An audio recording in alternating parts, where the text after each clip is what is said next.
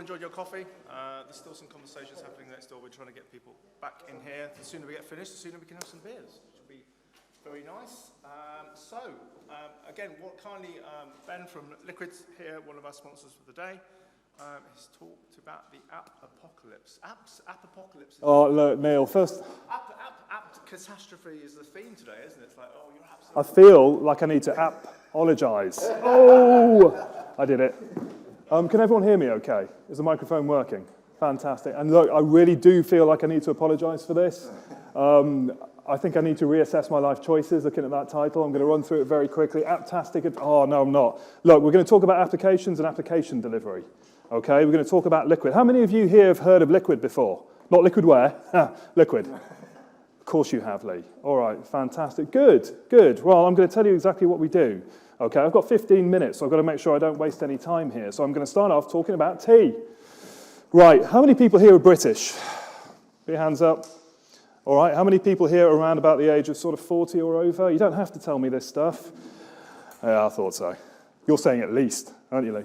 So, if you're British, you'll recognize this, okay? This is a square tea bag, okay? If you're making a cup of tea, realistically, you're probably going to be using a square tea bag, and British people use this for millions of years to make their cups of tea, okay? With a square tea bag, you know exactly there. You know what I'm talking about.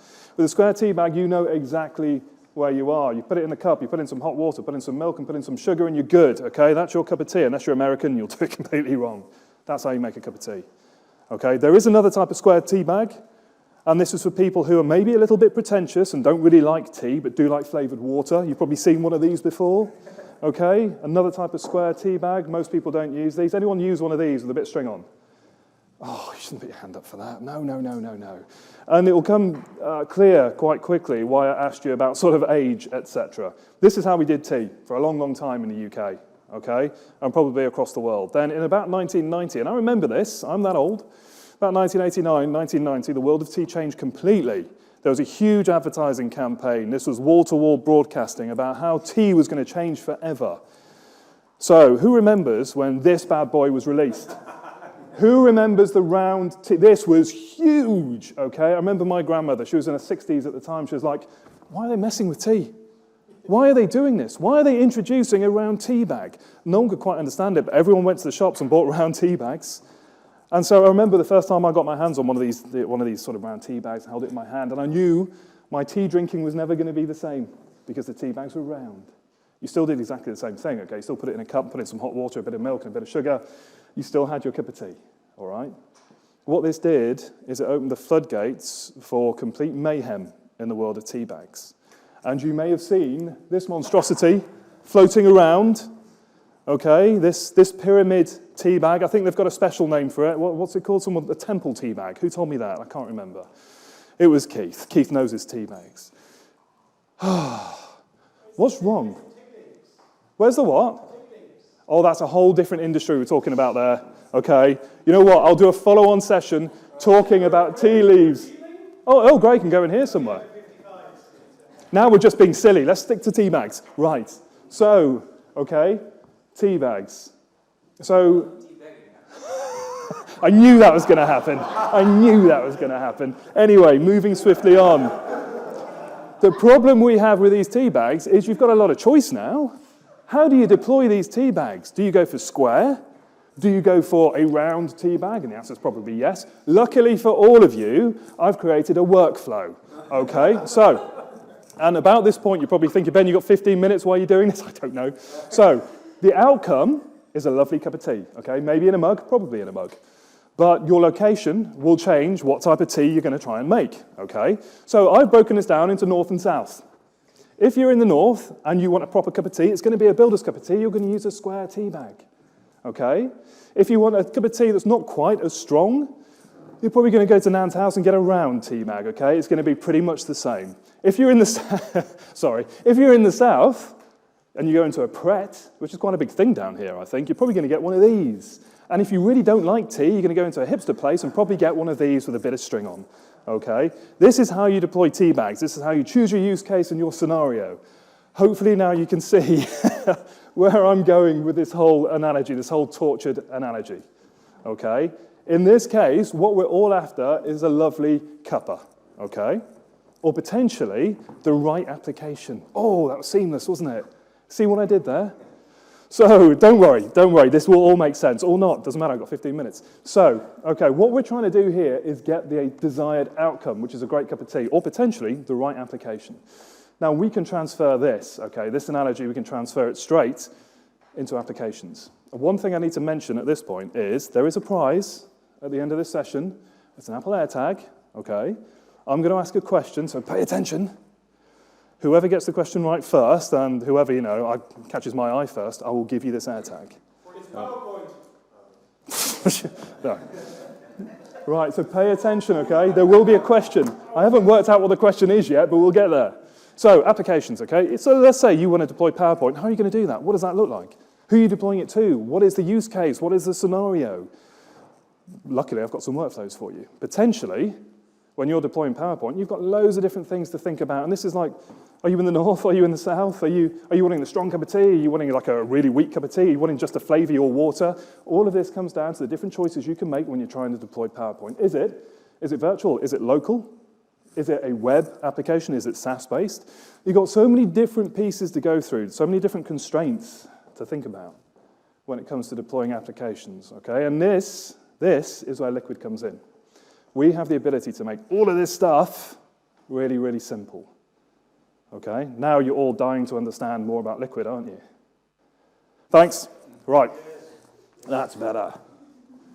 So what does Liquid do? Well, first of all, we do loads of really cool things, okay? I don't have much time. I'm going to talk about the top things that we do. So first off, access. I mean, you've probably seen this sort of stuff before. We can provide access to applications. We can surface applications directly into Teams, if that's what you want to do. And we have customers who do this. We can provide access to pretty much every application that you have in the organization, no matter what the use case is. Potentially, you want to provide your users access to SaaS applications, or maybe you want to install applications locally on Windows or on Mac, or maybe you want to give them access to virtual applications, which could be on AVD, could be on Citrix, can be on VM. Can I say VMware? It can be on VMware. Because there's so many different ways of deploying applications. You're all after one thing here, okay? You're after getting the right application to the right user at the right time in the right format. That's what you want. That's what we're trying to achieve here. That's exactly what Liquid does. We give you the ability to deploy applications to Windows and to Mac from pretty much any different type of format that you want to deploy. These could be packaged apps. These could be MSIX. These could be anything. Okay? So that's one of the things we do. One of the other cool things we do is we have a setup store with over 4,000 applications. Now, this setup store is a set of applications that you can just click on and then deploy to any of your users in the organization, whether or not they're using virtual applications, or maybe they're using Mac, or maybe they're using physical Windows. Maybe they're using, I don't know, thin clients running Windows 10 IoT. Maybe they're running laptops. Doesn't matter. You can deploy any of these applications with a single click to any group of users or any group of devices anywhere globally just by clicking on these. You don't have to do any packaging. There's nothing you need to do. For these 4,000 applications, we've done all the hard work for you. And what's even cooler is we can keep these applications up to date. You've still got to have your own licenses, these applications, okay? We're not providing the application license to you. We're providing the install. We're providing the deployment. So let's say it's something like Teams and it comes from our setup store. All you need to do is get it from our store and then deploy it to your users. And then when there's an update, we will tell you about that. And then you can automate the deployment of that update directly to all of your users, whether or not they're on a virtual device or on Windows or on Mac. It's as simple as that. We look after all of that for you. Now, if it's a custom application or one that we don't have in the App Store, we have customers, right, with, this is one I'll cover a little bit later. We have a customer with 6,700 applications. You know, I find that really difficult to believe because I can't even name 67 applications. This whole idea of having 6,700 applications is just incredible. But if you can imagine how difficult it could be potentially to update all of those applications, to sit there, scan all of these different ISVs and then find updates and then deploy them into your environment, that's incredibly difficult, but we do that. Now, using the Liquid Setup Store, potentially we cover about 30 or 40% of that application estate, but what that means is we can allow you to upload your own applications into your own app store and still deliver them in exactly the same way. But in this case, you look after the updates, you look after the deployment to acceptance testing, and then you look after deployment into production. I don't think we'll have time for Q&A afterwards. I'll see what I can do. So it's as simple as that. It makes it so much easier to keep your applications up to date, to deploy them, and to get access to them. Now, whenever I'm talking to people, a lot of the time I'll say what Liquid is an automation engine with application deployment bolted on, and I'm going to show you what that looks like. And again, think back to that T workflow. Okay, I'm trying to find a fit here for T. Okay, it does fit in here. So this is the workflow, all right? Let's say you want to deploy PowerPoint. There's PowerPoint again, to all sorts of different users, but you want to do it dynamically based on the context of that end user. We can do that. We can do that based on any workflow that you want to use. So let's say, I'm going to run through this very quickly because of time. Let's say you want to push out PowerPoint to a Windows device that's in the office and it's corporately owned. Maybe you want that application to be installed locally. We'll do that. Maybe they take that device, that laptop, outside of the office, and maybe they take it home. In that case, we're going to say, well, okay, we're going to pull back all that telemetry. In fact, we're still going to allow you to install the application locally. But let's say potentially it's a BYO device. It's still Windows. It's still in the office. But in this case, based on the telemetry and the fact it's BYO, we're going to publish that app from Citrix. We'll do all of that dynamically, and we'll do all of that from the same shortcut, the same icon. Doesn't change for the end user. We will change all of this dynamically based on what the end user is doing. And we can also push configs out too. So if there's a config for that end user you want them to have, we will do that automatically when they launch the application. So, how am I doing for time, Neil? You got 20 minutes left? Perfect. So pay attention to this. There might be a question in this. So this customer says 6,500 applications. They actually had 6,700. Huge bank, Fortune 50 bank. They've taken on Liquid in a big way to help them collapse a lot of their legacy tools. So I'm going to show you a video now, okay, because it's the easiest way to do a demo. This is what this looks like. This is the launcher, and this is running on Windows. If I want to get access to the applications, I can simply go into the App Store. I can select the applications. It will then install them based on my workflow, and then launch those apps. So I'm getting PowerPoint, I'm getting Word, getting Outlook. What it will then do when I click on Workspace is it will create the shortcuts directly on my desktop. There we go. When I click on Word, it's then going to install Word and then launch it. Okay, transparently. This could be Mac, and I'm going to show you what it looks like across Windows and across Mac at the same time in this next section. It's going to install Word, and it's going to launch it. You've seen this before, okay? This is very, very cool, though, because we're doing this in real time, we're doing it on demand, and we're doing it based on the user context. Here we go. You've all seen Word. I'm going to launch Word now. Probably should have cut some bits out of this video because I'm talking very fast. Right, so now we've got Windows, and now we've got Mac. So at the top there, we've got Mac OS 13. Ventura down here, we've got Windows 11. We're both logged in as me, Ben Ward, on both of these different devices. It's going to be exactly the same experience with exactly the same icons. So I'm going to go into the workspace. I'm going to grab applications. So here we go. Go in the catalog. You know what a catalog looks like. I'm going to grab my Windows 365 applications. I'm going to subscribe to them. So again, Excel, Word, Outlook, PowerPoint, Teams, they're going to appear on my desktop on the Mac. Then when I go into the launcher on Windows, you can see the applications are there. I'm logged in as the same user.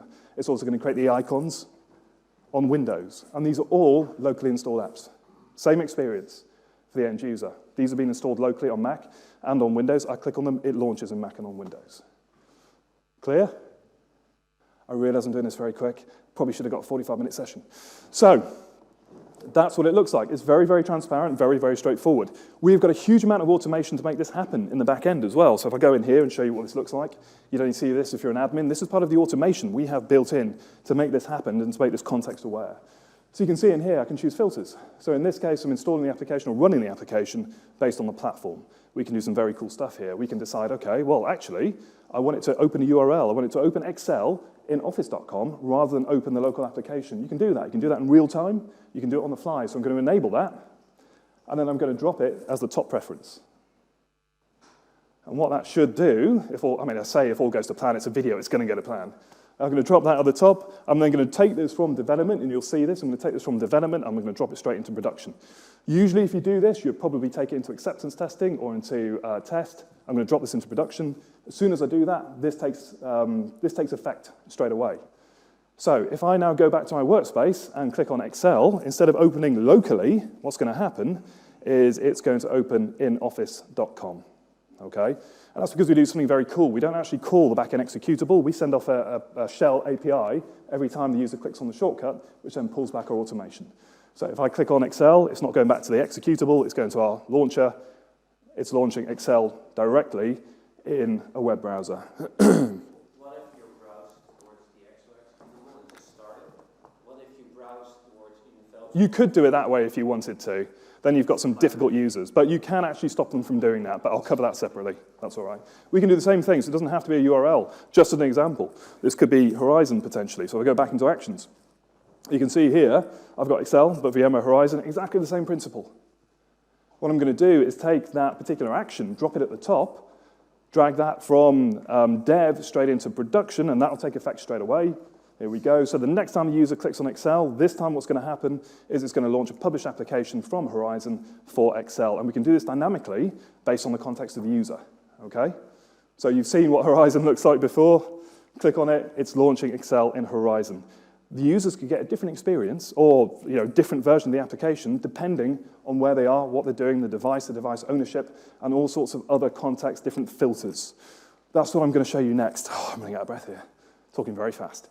That's what I'm going to show you next, okay? What the filters actually look like and the automation. I told you this is an automation engine with application delivery as the main feature. So in here, I can go into filters. And you can see if I create a new filter set, and if I click on create a filter, then I can actually choose platforms. So I could say, hey, it's going to be Mac OS, or I want it to do this when it's on Windows. Or you could even choose different versions of the OS. You could say, hey, look, if it's Windows 7, always publish that application. Why are you running Windows 7 anyway? Always use a virtual application. If it's Windows 10, package the application. If it's Windows 11, install the application locally. You can do the same with Mac. You can have a look at files that are installed. This is doing endpoint analytics to a certain extent to decide on the application to deploy to the end user at the right time. Okay? It does all of this in real time as soon as you click on the application, and that's because we're calling an API every time you click on the shortcut. There we go.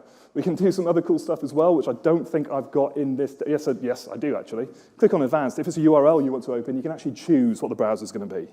And you can actually hide different browsers behind that liquid piece. But talk to me about that afterwards. That's very, very cool. I don't have time to go into it in too much detail. So that's what our automation looks like. That's what our application delivery looks like. We also have something called the Liquid Setup Store, which is the 4,000 applications. So if I click on Liquid Setup Store and click on Resources, you'll see the first page of this, 250 applications. As I said, we have 4,000 applications in there. We have actually 67,000 different installers backing up those 4,000 applications because we've got different versions. We've got different architectures. We've got over 76 different languages supported for these applications. We update these applications every time there's an update, so day 0 from the vendor. These are always up to date. So I can go through here, I can have a look at thousands of applications. I can choose an application I want to deploy, and in this example, I'm going to choose Teams, because that's quite a common application. So in the setup store, I'm going to click on Teams. I'm then going to pull it through. So I'm going to show you what this looks like.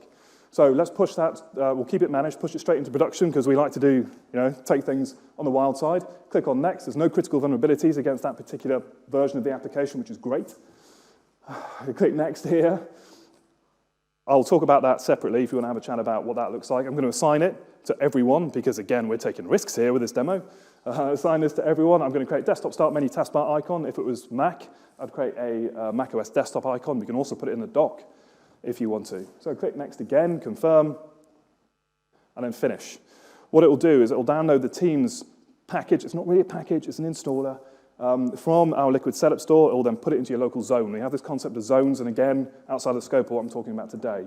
That's ready to go. It's already got, because this is a managed package from Liquid, it's already got all of the automations in place, ready to go. So as an admin or as an MSP, all I've got to do is go into the catalog, or an end user, go into the catalog, click Get, like that, and then go into the workspace. Then you'll see an icon drop onto my desktop, and then when I click on the application, there you go, when I click on the application, it will start the install process. In the back end, silently. The user doesn't know this. When it's installed, it will then launch. You can even put credentials in there if you want. You can do all sorts. We can integrate with pretty much any sign-in with Azure AD, with Okta, anything else that you want to have in place. We can also do updates. So if there's an update for that application that's a managed application in the setup store, fantastic. If there's an update listed, it will be listed. We can notify you of that, or we can do it automatically. You can then push out that update to all those applications, all the deployments, right across your estate instantly. Okay? Very, very powerful. For the applications that you have covered by the store, this is incredibly powerful, okay? We closed a huge deal last year with, as I said, that big bank, roughly, when it's finished, probably about 400,000 seats, okay? And a lot of what they're doing is this plus the Teams integration. And I can't show you that on this demo, unfortunately. So that's a very quick video. I'm very, very close to end of time for this session, but come and find me afterwards. But potentially, once you've deployed all of your applications, you can have some, I'm sorry, I'm so sorry. You can have something that looks like that, okay? And see if you can spot, I know. See if I put mugger tea. Say that again. How long did that take you? Don't. Longer than 15 minutes. Longer than 15 minutes. So that's what the Liquid platform is, okay? Huge automation engine with the ability to publish pretty much or deliver any application you've got and make it much easier to deliver those applications. If you want access to a demo environment, we are more than happy to give you access. Scan the QR code or come and talk to us and we will give you access to a fully fledged demo environment. Everything you've just seen, you will be able to do in your demo environment, and it's so simple to do this stuff. It's a very simple platform. So, thank you very much. If you want to get in touch, please do. Thanks, everyone.